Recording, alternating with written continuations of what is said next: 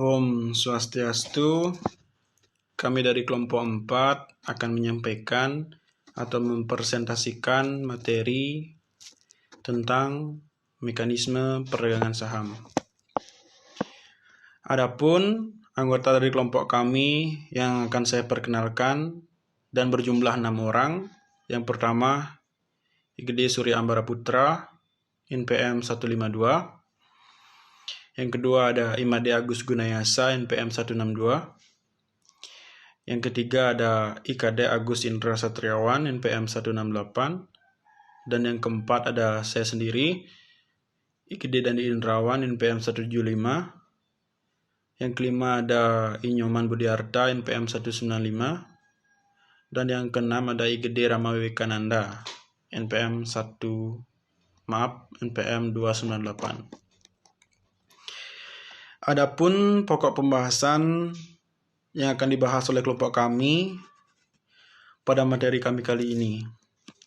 Ada 6 pokok pembahasan. Yang pertama, pengertian mekanisme perdagangan saham. Yang kedua, mekanisme perdagangan saham. Yang ketiga, proses penyelesaian transaksi.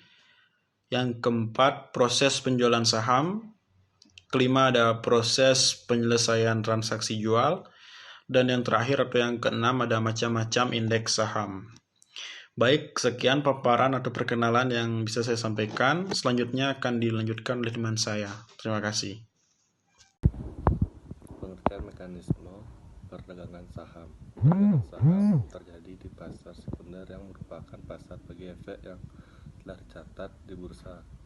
Dengan kata lain, pasar sekunder merupakan pasar di mana pemodal melakukan jual beli efek setelah efek tersebut tercatat di bursa. Jadi pasar sekunder merupakan kelanjutan dari pasar perdana.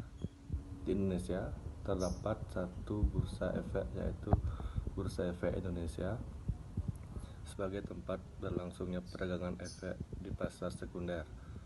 Untuk dapat melakukan transaksi, sebelumnya investor harus menjadi nasabah di perusahaan efek tertentu. Di BI terdapat lebih dari 100 perusahaan efek yang menjadi anggota bursa. Pemodal dapat menjadi nasabah di salah satu atau beberapa perusahaan efek. Pertama kali pemodal melakukan pembukaan rekening dengan mengisi pembukuan rekening. Di dalam dokumen pembukaan rekening tersebut memuat identitas nasabah lengkap, termasuk tujuan investasi dan keadaan keuangan, serta keterangan tentang investasi yang akan dilakukan. Selanjutnya adalah mekanisme perdagangan saham. Mekanisme perdagangan saham itu ada 6. Yang pertama, mendaftar sebagai nasabah untuk pembelian saham melibatkan perusahaan efek.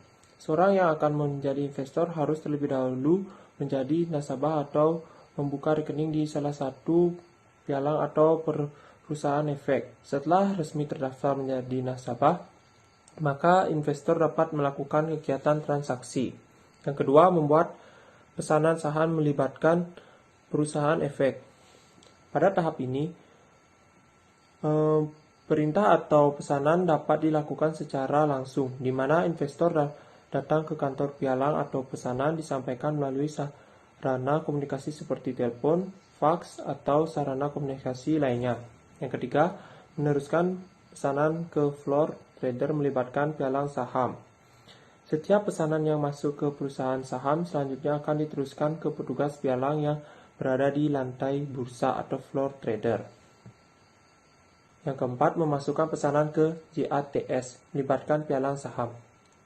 Jakarta Automated Trading System, yang disingkat dengan JATS, adalah sistem telekomputerisasi yang diterapkan di Bursa Efek Indonesia.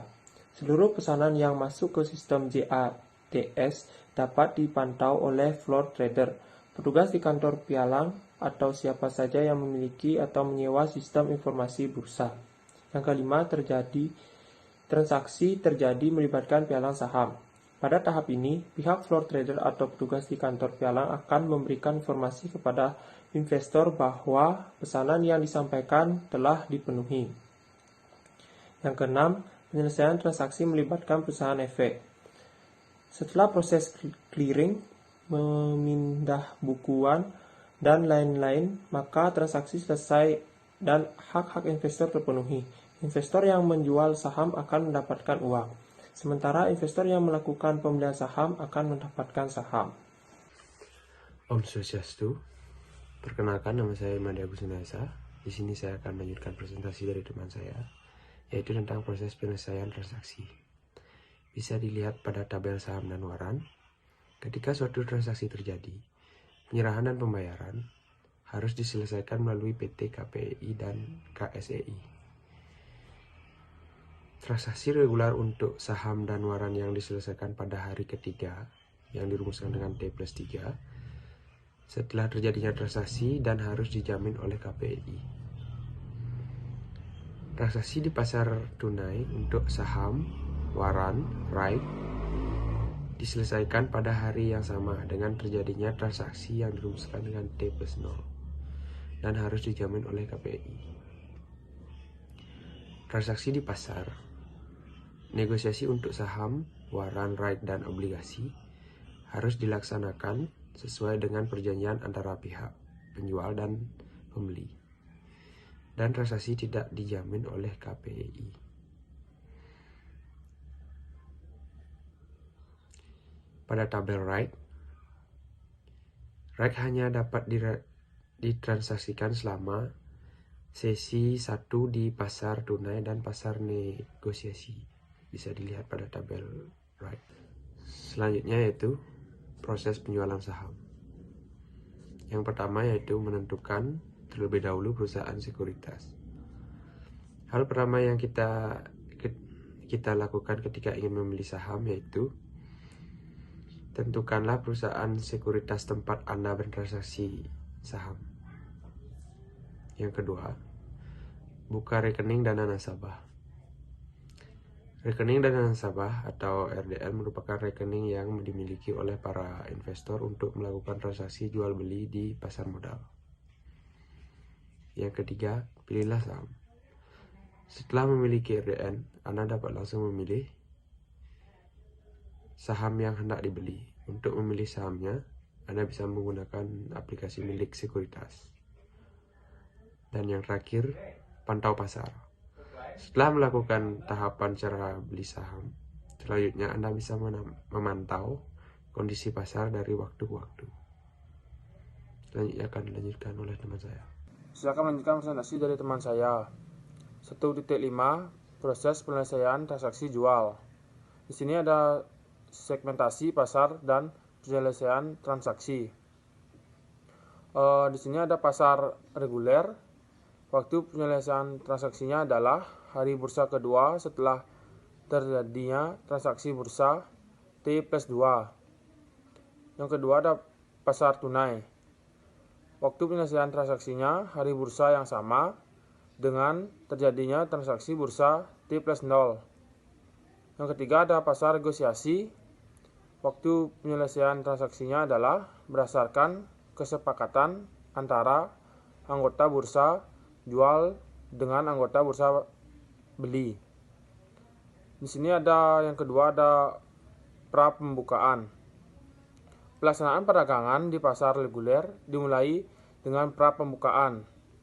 Anggota bursa dapat memasukkan penawaran atau permintaan beli sesuai dengan ketentuan satuan perdagangan, satuan perubahan harga atau fraksi, dan ketentuan auto rejection. Yang ketiga ada pra penutupan dan masa penutupan.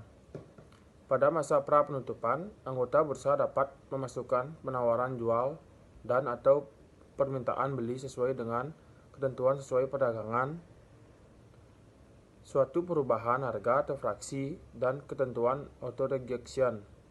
Yang keempat ada pasar reguler dan pasar tunai. Penawaran jual dan atau permintaan beli yang telah dimasukkan ke dalam Jet Next Strip G diproses oleh jet next strip G dengan memperhatikan A. Prioritas harga atau price priority, B. Prioritas waktu atau time priority. Yang kelima ada pasar negosiasi. Peragangan efektif di pasar negosiasi dilakukan melalui proses menawar secara individual atau negosiasi secara langsung, antara lain A. anggota bursa, atau yang B. nasabah melalui satu anggota bursa, atau yang C. nasabah dengan anggota bursa. Presentasi akan dilanjutkan oleh teman saya. Perkenalkan, nama saya Iman Budiarta, NPM 195. Di sini saya akan melanjutkan presentasi dari teman saya. Yang selanjutnya ada macam-macam indeks saham. Yang pertama ada IHSG atau ICI. IHSG singkatan dari Indeks Harga Saham Gabungan atau ICI Indonesia Composite Index. IHSG ini merupakan daftar yang mengukur performa semua saham yang diperjualbelikan dan tercatat di Bursa Efek Indonesia. Yang kedua ada Indeks LQ45. Indeks yang diluncurkan pada bulan Februari 1997 ini mengukur performa harga dari 45 saham terpopuler yang tinggi likuiditasnya serta besar nilai pasarnya. Yang ketiga ada IDX 30. Indeks yang diambil dari Indeks LQ45 ini mengukur performa harga dari 30 saham yang tinggi likuiditas dan nilai pasarnya. Yang keempat ada Jakarta Islamic Index atau JII. Indeks yang diperkenalkan pada tanggal 3 Juli 2000 ini mengukur performa dari 30 saham syariah terliquid di BI. Yang kelima ada indeks sektoral. Indeks yang pertama kali hadir pada tanggal 2 Januari 1996 ini mengukur performa saham dan masing-masing sektor industri hasil klasifikasi Jessica. Yang keenam ada indeks Kompas 100. Indeks ini mengukur performa harga dari 100 saham berlikuiditas tinggi dengan nilai pasar besar. Yang ketujuh ada indeks bisnis 27. Indeks ini mengukur performa harga dari 27 saham pilihan dari Komite Indeks Surat Kabar Bisnis Indonesia dan diatur berkolaborasi dengan PT Jurnalindo Aksara Grafika. Baik, sekian presentasi dari kelompok kami. Apabila ada salah kata, kami mohon maaf. Atas perhatiannya kami ucapkan terima kasih. Akhir kata kami tutup dengan Parama Santi. Om Santi Santi Santi Om.